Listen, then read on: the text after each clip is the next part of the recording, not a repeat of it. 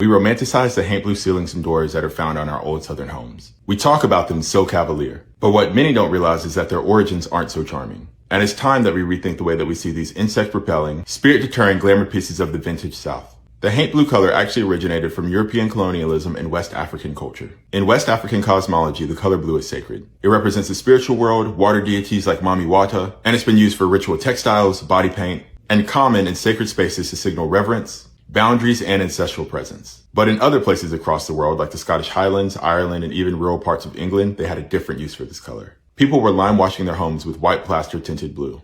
They used natural pigments like copper, ultramarine, or indigo. Ceilings and doorways were done this way to confuse spirits, repel witches, and ward off fairies. For all of these regions, blue is the threshold between worlds. These West African and European beliefs collided in the American South, but not by choice. When the Scottish and the Irish came in the 1600s and 1700s, they brought their traditions with them. This included a similar blue lime wash for their ceilings, doors, and window sills. The Western Africans who were forcibly enslaved on the coast of Georgia and the Carolinas brought their spiritual understanding of blue with them. What happened next was not adoption, but syncretism for survival. Indigo was one of the most important crops for American colonialism. It was cultivated, processed, and refined by mostly enslaved Africans. The labor was grueling and often fatal. Many of the enslaved working in indigo vats knew the ancestral significance of this color. It marked healing, transition, and power, similar to the beliefs of the Southeastern indigenous. So they imbued that indigo color into the blue lime wash. And they are the only reason why this specific color exists. And it was applied to homes that they could not own to ward off spirits in places where they endured spiritual trauma. Not to mention the physical, emotional, and mental torment. It was a quiet act of resistance, embedding spiritual meaning into architecture when overt practices were forbidden. Haint blue is a direct byproduct of captivity and cultural survival. And it's also a material legacy of slavery, of forced labor and resistance through ritual. So while Haint blue is connected to the Gullah Geechee, there's so much more to this story.